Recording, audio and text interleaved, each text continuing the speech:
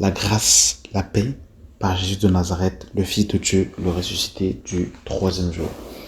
Voilà, aujourd'hui, j'aimerais nous parler de la montée des femmes pasteurs de 1960 à 2000. Alors, pour ceux qui me connaissent et ceux qui ont déjà m'ont déjà entendu parler sur ce sujet, eh bien, pour ma part, je ne suis pas pour le ministère de la femme dans la position de l'enseignement. Pourquoi? Parce que la Bible le dit clairement et nous lirons ces passages par la suite. Mais j'aimerais juste nous rappeler et nous faire une piqûre de rappel pour ceux justement qui l'ignorent. C'est que dans les Écritures, vous ne trouverez pas de femmes qui, enseignent la doctrine, qui posent la doctrine, qui fondent les églises, qui bâtissent,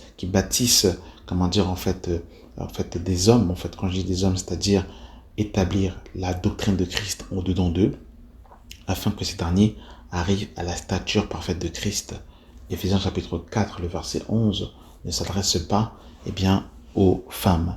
Avant de pouvoir me lapider ou de quitter la vidéo, prends le temps d'écouter mon frère, ma soeur, et renseigne-toi, fais tes recherches.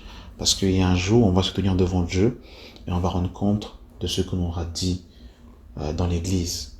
Et si nous disons des choses que Dieu ne nous a pas dites, nous rendrons des comptes à Dieu. Jacques nous dira, ne soyez pas nombreux enseignés, car vous savez que nous serons jugés plus sévèrement. Alors vous devez savoir, mes amis, avant que je puisse commencer à vous partager, l'histoire de l'église par rapport justement à la montée de la femme pasteur, c'est que jusqu'à la fin de la Première Guerre mondiale et surtout la fin de la Seconde Guerre mondiale, vous ne trouvez pas de femmes qui sont ordonnées pasteurs dans l'église officiellement. Il y avait toujours des femmes, bien sûr, qui avaient ce caractère masculin au cours de l'histoire de l'église. Ça se faisait plutôt officieusement, mais de ce que l'on connaît de l'histoire, au moment où les femmes ont été reconnues officiellement pasteurs dans les églises, sachez que c'est très récent. C'est à la fin de la Première Guerre mondiale et à la fin de la Seconde Guerre mondiale, quand justement les hommes sont partis en guerre et que beaucoup d'hommes sont morts, il était question de remplacer ces hommes.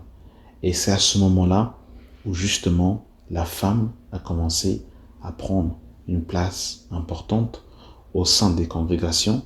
C'est à ce moment-là où la femme a commencé à avoir une place au sein de l'église. C'est avec l'émancipation des mœurs, c'est avec la libération de la femme, avec l'émancipation de la femme, où il y a eu aussi des femmes qui ont joué un rôle majeur au cours de l'histoire du monde, comme Simone Veil, qui justement a été un instrument, pour ma part, entre les mains du diable, pour pousser la femme dans une position qu'elle ne doit pas avoir. Donc, on va commencer et on reviendra par rapport à ce que nous avons dit. Voilà. Donc, à partir des années 1960, les femmes sont définitivement reconnues comme pasteurs à l'égal des hommes dans les églises luthériennes et réformées. Au tournant du siècle, elles sont de plus en plus nombreuses dans les postes pastoraux et des théologiens acquièrent une renommée internationale. Alors, on nous dit qu'il y avait en fait des obstacles et des préjugés. Dans l'église réformée en France, la discussion finit par s'engager en 1964 et trouve sa solution 2 ans plus tard avec la reconnaissance que les femmes peuvent être appelées au même titre que les hommes à exercer un ministère dans l'église. Donc vous avez vu, c'est vraiment des dates qui sont très récentes, 1960, 1964. Ça doit quand même nous interpeller quand même. On se dit quand même que finalement ça remonte à quoi? Ça remonte à moins de 100 ans que les femmes ont commencé à officiellement à devenir pasteurs dans l'église. Il n'y avait pas cela, dans les Écritures, il n'y avait pas cela, avant ça ne se pratiquait pas. Donc là, en fait, on parle en fait justement en fait du remplaçant. On a besoin de femmes pour faire face à la pénurie d'hommes consécutifs à la guerre. L'ordre, la bienséance, l'honneur exigent que les femmes se taisent lorsque les hommes parlent, mais lorsqu'aucun homme ne parle, il devient nécessaire que les femmes prêchent, écrit Luther en 1521. Et cela définit la mentalité des églises vis-à-vis de la femme dans la première moitié du XXe siècle. Donc vous vous rendez compte que Martin Luther, qui a développé sur 95 thèses sur la chapelle de Gutenberg pour dénoncer justement les pratiques catholiques, les indulgences, les fausses doctrines, va être un des précurseurs à poser justement cet édifice pour justement propulser la femme en avant. En Alsace d'abord, le 23 mars 1930, pour la première fois, une femme est consacrée. C'est Bertolt Brecht dans l'église réformelle d'Alsace et de Lorraine. Pourquoi? Parce que la Première Guerre mondiale, écoutez bien, parce que la Première Guerre mondiale a mis au travail les femmes pour remplacer les hommes, aussi bien dans les usines qu'à la poste. Des cas sont connus d'épouses de pasteurs mobilisées ou tuées qui remplaçaient leur mari pour poursuivre leur rôle habituel auprès des enfants, auprès des malades, qui prêchaient même assurément service funèbre et baptême. Donc vous avez vu que la Première Guerre mondiale et la Seconde Guerre mondiale vont vraiment en fait avoir un impact considérable même au sein de l'Église. Parce que c'est là justement, comme je disais précédemment, qu'avec les 30 glorieuses par exemple, vous allez commencer à voir l'émancipation de la femme. La femme a commencé après la Seconde Guerre mondiale, donc 39-45. Après, justement, la femme a eu le droit de vote. Et après cela, la femme a demandé, son pouvoir, son droit de pouvoir contrôler les naissances. Et par la suite, vous allez voir que à l'issue de ce mouvement, c'est à ce moment-là qu'on a commencé à accepter l'avortement.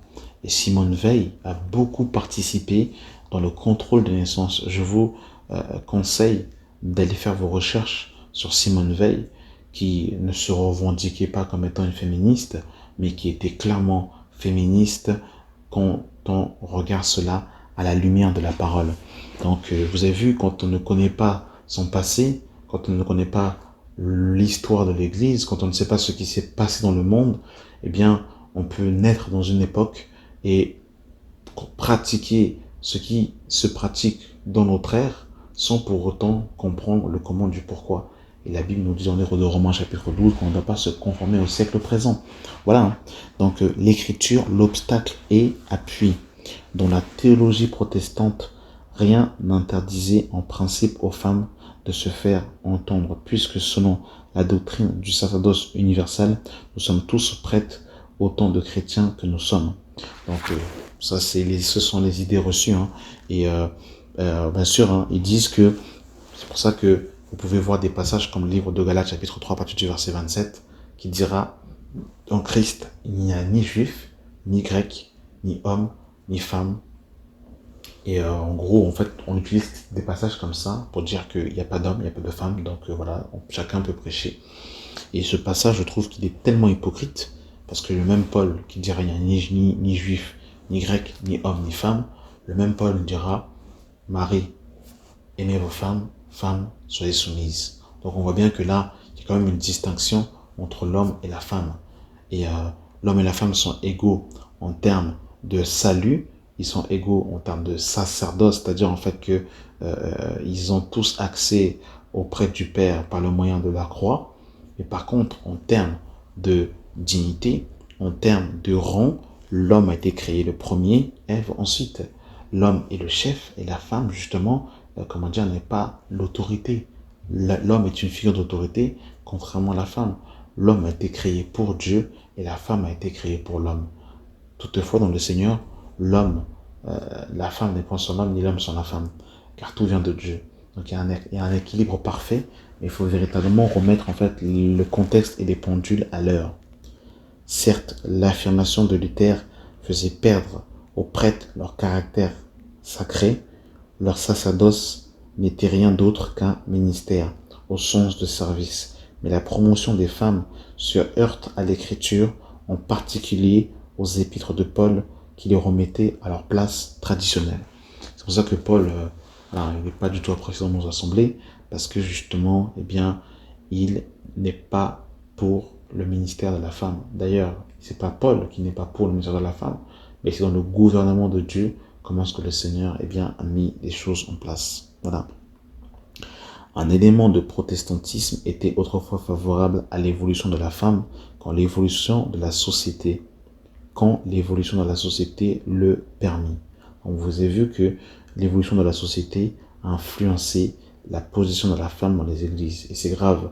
C'est pas au monde de nous dicter à nous l'église comment nous devons nous comporter. Hein.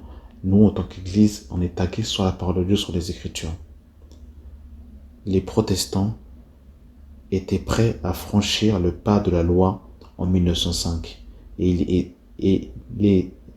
La loi de 1905 les aidait, puisque par l'instauration des associations cultuelles, elles devenaient électrices dans leur paroisse. Donc, vous avez la loi cultuelle de 1901 et 1905, justement, qui a permis justement aux femmes de pouvoir exercer au sein des congrégations.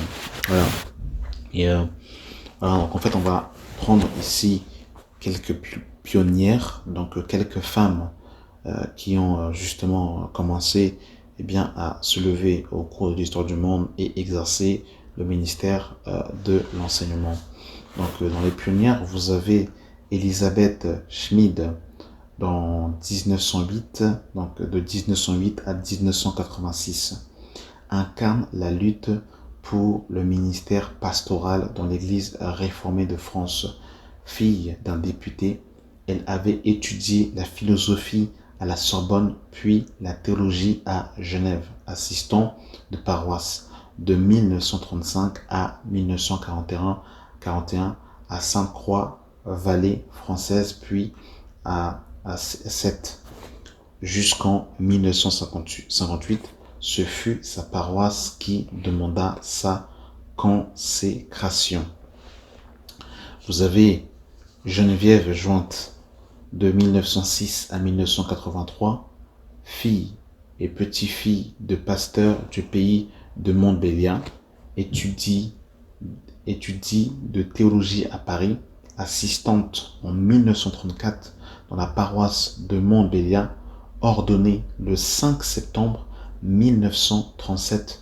Elle fut le premier pasteur du petit temple Saint-Jean que la famille Peugeot avait fait ériger à ses frais dans un nouveau quartier ouvrier démoli par la suite quand la société Peugeot a eu du terrain. Vous avez Marielle Offet, de 1905 à 1996, fille de pasteur, études de théologie à Strasbourg, Genève et Édimbourg, vicaire dans l'église réformée d'Alsace-Lorraine. Elle se marie en 1931, participe à la résistance, accepte en 1945 un poste dont personne ne veut, l'aumônerie des camps d'intermittence des collaborateurs. S'oriente ensuite vers la formation biblique des femmes, lutte pour la suppression de l'interdiction du pastorat aux femmes mariées, obtenue en 1968. Parce qu'il faut savoir que, eh bien, au tout début, quand les femmes vont commencer à enseigner, eh bien, elles devaient enseigner, mais sous couvert avec leur mari. Et par la suite, il y a une loi qui a été votée où une femme pouvait être pasteur sans pour autant être mariée. Vous avez Jeanne Zucher, née en 1917, père d'origine suisse et mère américaine. Vocation précoce, se heurte à l'opposition de la famille.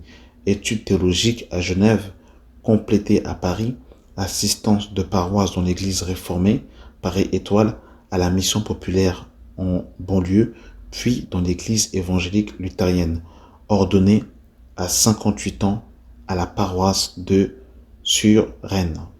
Donc voilà un peu, mes amis, ce que l'histoire nous montre par rapport à la montée des femmes pasteurs. Donc j'aimerais encourager les frères qui poussent la femme dans des ministères que Dieu ne les a pas appelés à véritablement s'informer dans l'histoire du monde par rapport à ce qui s'est passé, afin de ne pas justement propulser la femme dans un rôle, dans une position que Dieu ne leur a pas donnée. Et dans toutes les Écritures, mes amis, de Genèse à l'Apocalypse, vous ne trouverez aucun verset, je dis bien et je pèse les mots, vous ne trouverez aucun verset de Genèse à l'Apocalypse où vous allez voir une femme diriger l'assemblée, poser la doctrine, enseigner. Vous ne trouverez pas ça dans la Bible. Vous allez voir des femmes qui étaient appelées prophétesses, mais il faut bien comprendre le contexte. Par exemple, dans Luc 2, quand on parle de Anne, qui était dans le temple et qui était appelée prophétesse, la Bible nous dit que Anne passait son temps dans le jeûne et dans la prière, et elle parlait de Jésus à tous ceux qui voulaient l'entendre. Et le fait qu'elle prophétisait veut aussi dire parler de la part de Dieu ou parler sous l'inspiration de Dieu. Le fait qu'elle parle de Jésus, elle annonçait la venue du Mashiach, en soi, elle était en train de prophétiser. Mais le terme prophétesse dont il est utilisé ici pour Anne ne veut pas dire que Anne enseignait la doctrine. Surtout que sous la loi, c'était les Lévites, donc littéralement les descendants d'Aaron, qui étaient exclusivement des hommes, qui étaient circoncis le 8e jour, qui étaient consacrés au temple pour le service de Dieu. C'était des Lévites. Et Anne n'était même pas lévite. Donc elle ne pouvait pas, mes amis, être dans le temple et prêcher, poser la doctrine. Ce n'est pas possible. Vous avez encore aussi, mes amis, Myriam, qui est appelée prophétesse. Elle chantait des louanges à la gloire de Dieu. Vous pouvez lire ça dans le livre de Exode chapitre 15, quand en fait les enfants d'Israël vont passer la mer Rouge à pied sec. On voit que Myriam en fait va chanter des cantiques à la gloire de Dieu, mais en aucun cas Myriam a enseigné la parole. Et rappelez-vous que dans le livre de Nombre chapitre 11 ou Nombre chapitre 12, si je ne m'abuse, quand Myriam va commencer à parler au sujet de la femme que Moïse a pris, le Seigneur va les convoquer, tous les trois, Myriam, Aaron et Moïse, et Myriam va être frappée de lèpre. Elle va être mise hors du camp parce qu'elle avait parlé à l'égard de son frère sur la femme qu'il avait pris, sachant que Moïse était un homme intègre, droit, qui marchait conformément à la parole de Dieu. Aussi, Déborah, qui est souvent utilisée, la pauvre, dans le livre de Juges, chapitre 7, si je ne m'abuse, où on prend l'exemple de juge, de Déborah qui était juge et qui était sous le palmier, et on prend l'exemple de Déborah pour dire que voilà, Déborah était prophétesse, donc je peux enseigner au sein d'une église locale. Déborah n'enseignait pas, Déborah ne prêchait pas l'évangile, Déborah a prophétisé, c'est-à-dire qu'elle a parlé sous l'inspiration de Dieu, et elle a tout simplement annoncé la délivrance des enfants d'Israël. Il faut savoir que au temps des juges, c'est un temps assez particulier. Il n'y a pas encore de rois qui sont établis. Le premier roi est établi à partir de un roi chapitre 15 ou chapitre 16 si je ne m'abuse. C'était avec Saül qui a été consacré roi. Et avant cela, il n'y avait pas de roi. Au temps des juges, c'était vraiment la cacophonie. Quand le Seigneur suscitait un juge, les enfants d'Israël adoraient Dieu. Et quand ces juges mouraient, les enfants d'Israël repartaient à leur travers et ils allaient adorer des divinités étrangères. Donc c'était vraiment la cacophonie, c'était vraiment la confusion. Et il faut savoir que Dieu suscitait des juges pour libérer les enfants d'Israël qui étaient sous l'oppression des nations étrangères. Donc il y avait plusieurs nations. Vous avez par exemple les Philistins qui dans le livre de Juges vont beaucoup asservir les enfants d'Israël. Et Déborah avait prophétisé la mort de Sisera, mais en aucun cas Déborah n'a enseigné ou n'a encore posé la doctrine. Donc vous voyez que même la nature nous enseigne, parce que la Bible le dira dans le livre de 1 Corinthiens chapitre 11, la nature elle-même ne vous enseigne-t-elle pas? Eh bien vous verrez que dans le naturel, la femme est un vase. C'est-à-dire qu'elle ne donne pas la vie, mais elle porte la vie. Et c'est l'homme qui a la semence. La semence est l'image de la parole. C'est l'homme qui donne la semence, et la femme reçoit la semence pour donner la vie. La femme est comme la terre, et l'homme en fait est comme la pluie. C'est-à-dire en fait la pluie va rentrer en contact avec le sol, elle va féconder le sol, et à ce moment-là, vous allez voir que eh bien, les fleurs vont commencer à pousser. Vous allez voir aussi que quand vous voyez la poule et la coque, qui représentent le mâle et la femelle, vous allez voir en fait que c'est le coq qui va chanter le matin, le lever du soleil qui est l'image de Christ, et c'est le coq qui se lève pour pouvoir justement le chanter, le lever du coq. C'est aussi c'est l'image que c'est l'homme justement qui va en avant pour pouvoir prêcher la doctrine de Christ. Vous avez aussi, mes bien-aimés, voilà, ces exemples qui sont que je viens de vous citer pour que vous puissiez comprendre que, eh bien, c'est vraiment l'homme qui, eh bien, est utilisé par le Seigneur pour pouvoir annoncer les oracles de Dieu. Et la femme, bien sûr, eh bien, a une place dans l'Église. Ça, c'est certain. On a fait plusieurs enseignements à ce sujet. Pour ceux qui veulent aller vérifier sur le ministère de la femme, ils peuvent toujours aller vérifier. Mais par contre, nous ne voyons pas de femmes poser la doctrine, diriger, donner des directions au sein de l'Église locale. Le dernier exemple que je voulais donner, c'est l'exemple avec le soleil et la lune. Rappelez-vous que dans le livre de Genèse chapitre 37, si je ne m'abuse, Joseph va faire un songe. Et dans le songe qu'il va faire, il va voir justement eh bien, ses frères venir se prosterner devant lui. Et Joseph va dire, et il va voir en fait la lune et le soleil. Et Jacob va traduire ce songe. Le soleil est l'image de Jacob, la lune est l'image de son épouse, et justement, comment dire, en fait, les plantes qui vont se lever, c'est son image des frères de Joseph. Donc vous voyez que la lune est assimilée à la femme et le soleil est assimilé à l'homme. Il faut comprendre que la lune ne produit pas de lumière d'elle-même, mais elle reflète la lumière qu'elle reçoit du soleil. Et il faut savoir que la lune a un cycle de 28 jours, à peu près dans ces eaux-là. C'est exactement pareil que le cycle de la femme quand cette dernière a ses menstruations, qu'elle a ses indispositions. Après, bien sûr, toutes les femmes ne sont pas réglées pareil, mais c'est pour dire en fait que la lune et la femme représentent en fait une très grande similitude. Hein. Et vous avez aussi justement eh bien, cet aspect où vous voyez que eh bien, la lune, en fait, ça va être plus en fait la discrétion, la sobriété, et que le soleil, en fait, c'est plus, il est plus en fait frappant, plus en fait visible. De la même manière que l'Église est cachée en Christ. C'est pareillement que les sœurs aussi doivent être sobres, retenues, chastes et réservées. Voilà un peu mes amis. J'ai vraiment voulu vous partager un peu ces points. Là, j'espère vraiment en tout cas que ça va vous aider. Merci d'avoir pris le temps de regarder et d'écouter cette série de vidéos. Que la grâce et la paix soient avec vous au nom de Jésus. Amen.